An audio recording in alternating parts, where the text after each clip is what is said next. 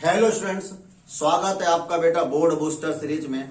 आज हम solid state chapter के लिए कुछ रिक्त स्थान लेकर आए हैं बेटा। आप ये ढंग से देखेंगे और नोट करेंगे बेटा, ठीक है। और प्लीज क्लास को लाइक जरूर करेंगे, यदि नए हैं तो सब्सक्राइब करेंगे चैनल को। हाँ, रिक्त स्थानों की पूर्ति कीजिए।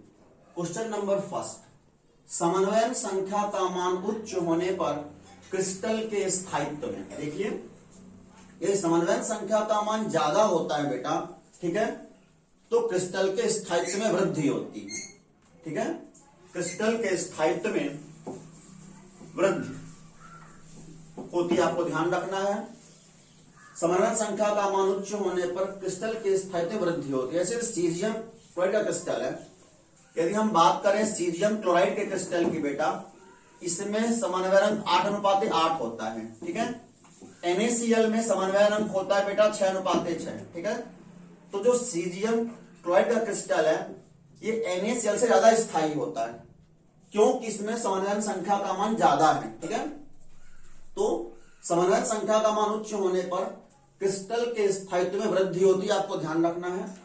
सेकंड क्वेश्चन, ताप बढ़ाने पर समन्वय संख्या में, देखिए टेम्परेचर को यदि बढ़ाएंगे तो ताप बढ़ाने पर समन्वयन संख्या में कमी होती है बेटा, ठीक है, आपको ध्यान रखना है।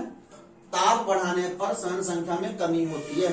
और प्लीज ये क्लासें बहुत छोटी हैं, इनको आप जरूर देखेंगे बेटा, मुश्किल से 8-10 की क्लास होती है, ठीक है ना। हमारी पिछली जो 5 क्लासें हैं उनको आप जरूर देखेंगे बेटा, सब 8-10 क्लासें हैं, ठीक है। थर्ड, दाब बढ़ाने पर समन्वयन संख्या में, यदि हम दाब को बढ़ाएंगे तो समन्वयन संख्या में वृद्धि होती है, आपको ध्यान रखना है। दाब को बढ़ाने पर समन्वयन संख्या में वृद्धि होती है बेटा, ठीक है, बढ़ती है। जब दाब को बढ़ाएंगे तो NaCl का जो क्रिस्टल है CsCl क्रिस्टल में बदल जाता है बेटा, ठीक है ना। उसकी समन्वयन संख्या जो है CsCl के बराबर हो जाती है। किसी इकाई सेल में स्मॉल r बराबर a√8 होने पर, यदि किसी इकाई सेल में स्मॉल r का मान a/√8 या 2√2 है, तब वह बेटा FCC इकाई सेल होता है, फलक केंद्रित घनी इकाई सेल होता है, वो आपको ध्यान रखना है। इकाई सेल में स्मॉल r बराबर a/√8 होने पर वह FCC इकाई सेल होता है।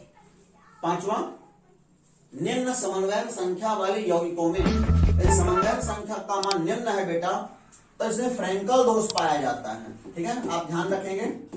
तब इसमें फ्रैंकल दोष, ठीक है, तब इसमें फ्रैंकल दोष पाया जाता है। यांत्रिक प्रतिबल आरोपित करने पर उत्पन्न विद्युत धारा दाब विद्युत या पीजो इलेक्ट्रिसिटी, ठीक है बेटा, या पीजो इलेक्ट्रिसिटी कहलाती है। पीजो इलेक्ट्रिसिटी, आपको ध्यान रखना है। यांत्रिक प्रतिबल आरोपित करने पर उत्पन्न विद्युत धारा दाब विद्युत या पीजो इलेक्ट्रिसिटी कहलाती है बेटा। 7 नंबर क्वेश्चन है, चुंबकीय क्षेत्र द्वारा आकर्षित होने वाले पदार्थ, चुंबकीय क्षेत्र द्वारा आकर्षित होने वाले पदार्थ अनुचुंबकीय, ठीक है। वे पदार्थ या वे ठोस जो चुंबकीय क्षेत्र द्वारा आकर्षित होते हैं अनुचुंबकीय कहलाते हैं बेटा, ठीक है। आयरन, कोबाल्ट, निकिल खाली स्थान प्रकार के चुंबकीय ठोस हैं, लौह चुंबकीय होते हैं। ये कैसे होते हैं बेटा? लौह चुंबकीय, ठीक है, ये होते हैं लौह चुंबकीय ठोस, ठीक है। 9 नंबर क्वेश्चन है, खाली स्थान ताप पर लौह चुंबकीयता अनुचुंबकीयता में परिवर्तित हो जाती है, ठीक है। ये क्यूरी बिंदु होता है बेटा, वह ताप जिस पर लौह चुंबकीयता अनुचुंबकीयता में परिवर्तित हो जाती है, क्यूरी बिंदु कहलाता है, आपको ध्यान रखना है। वह ताप जिस पर लौह चुंबकीयता अनुचुंबकीयता में परिवर्तित हो जाती है, क्यूरी बिंदु कहलाता है, ठीक है। 10 नंबर क्वेश्चन है बेटा, अर्धचालकों की चालकता में ताप बढ़ाने पर वृद्धि होती है, ठीक है ना। यदि आप कोई अर्धचालक है और उसका आप टेम्परेचर बढ़ाएंगे तो उसकी चालकता बढ़ती है, आपको ध्यान रखना है। 11 नंबर क्वेश्चन, सिलिकॉन व जर्मेनियम में एल्यूमिनियम या गैलियम की अशुद्धि मिलाने पर कौन से अर्धचालक प्राप्त होते हैं? देखिए, जब आप सिलिकॉन या जर्मेनियम में एल्यूमिनियम या गैलियम की अशुद्धि मिलाएंगे बेटा, ठीक है, तो उस टाइप पे आपको पी प्रकार का अर्धचालक मिलता है, पी प्रकार का, ठीक है। पी प्रकार का। आप इसे ऐसे ध्यान रख सकते हैं पेडिनेरी के द्वारा, ठीक है। एक शब्द होता है पेडिनेरी, ठीक है। पेडी को आप अलग कर लें, ठीक है, पेडी, और दूसरा शब्द है नेरी, ठीक है, PEDINER। पेडी के लिए PEDI, नेरी के लिए NERI, ठीक है ना।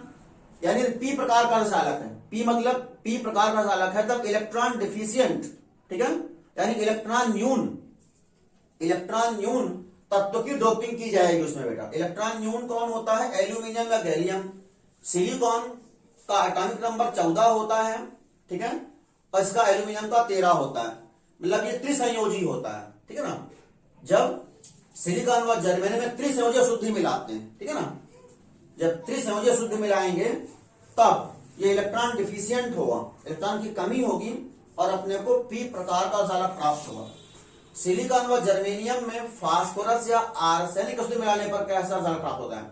सिलिकॉन व जर्मेनियम में फास्फोरस या आर्सेनिक अशुद्धि मिलाने पर किस प्रकार का अर्धचालक प्राप्त होता है? अब देखिए, इसके लिए नेरी माने इलेक्ट्रॉन रिच एन प्रकार का अर्धचालक जब होगा तब इलेक्ट्रॉन रिच, ठीक है ना, इलेक्ट्रॉन रिच एलिमेंट की डोपिंग होगी, ठीक है। इलेक्ट्रॉन रिच कौन है? फास्फोरस या आर्सेनिक। ये समूह 14 के तत्व हैं और ये 15 के तत्व हैं, पंच संयोजी है ये, ठीक है ना, पंच संयोजी है। पंच संयोजी जब रहेंगे बेटा तो यहां पर इलेक्ट्रॉन रिच रहेंगे, एक इलेक्ट्रॉन ज्यादा रहेगा, ठीक है ना। यहां पर एक कम होता है सिलिकॉन व जर्मेनियम से, पर इसमें एक इलेक्ट्रॉन ज्यादा रहेगा, ठीक है। इस कंडीशन पर शुद्ध मिलाने पर अर्धचालक जो होगा एन प्रकार का अर्धचालक कहलाएगा, ठीक है। यहां पर हमको एन प्रकार का अर्धचालक प्राप्त होता है, ठीक है। ये पी प्रकार का या एन प्रकार का। खाली स्थान दोष में परावैद्युतांक में वृद्धि होती है, लेकिन फ्रैंकल दोष है। कौन सा दोष? फ्रैंकल दोष, ठीक है। फ्रैंकल दोष में परावैद्युतांक में वृद्धि होती है, ठीक है ना। जबकि जो शाटकी दोष होता है उसमें परावैद्युतांक के मान में कोई परिवर्तन नहीं आता, ठीक है। फ्रैंकल दोष में परावैद्युतांक में वृद्धि हो जाती है। 14 नंबर, एन प्रकार के अर्धचालक में विद्युत धारा का प्रवाह किसके द्वारा होता है? देखिए, जब एन प्रकार का अर्धचालक होगा, ठीक है, तो एन प्रकार का अर्धचालक में किससे शुद्धि होती है? फास्फोरस से आर्सेनिक की। अब सिलिकॉन का एटॉमिक नंबर 14, वैलेंसी 4, ठीक है, यहां वैलेंसी 5, एक इलेक्ट्रॉन ज्यादा हो जाता है यहां पे, ठीक है ना। तो एन प्रकार के अर्धचालक में विद्युत धारा का प्रवाह होता है बेटा मुक्त इलेक्ट्रॉन के द्वारा, ठीक है। किसके द्वारा? मुक्त इलेक्ट्रॉन, मुक्त इलेक्ट्रॉन। क्योंकि यहां पर क्या है, एन प्रकार के अर्धचालक में एक इलेक्ट्रॉन ज्यादा हो जाता है, आपको ध्यान रखना है। एन प्रकार के अर्धचालक में विद्युत धारा का प्रवाह मुक्त इलेक्ट्रॉन के द्वारा होता है। पी प्रकार के अर्धचालक में विद्युत धारा का प्रवाह किसके द्वारा होता है? यदि पी प्रकार का अर्धचालक है तो यहां पर क्या होता है? एक होल उत्पन्न होता है, ठीक है, होल। क्योंकि एक इलेक्ट्रॉन कम रहता है तो वहां पर एक होल उत्पन्न होता है, ठीक है, तो होल के कारण होता है। पी प्रकार के अर्धचालक में विद्युत धारा का प्रवाह होल के कारण होता है।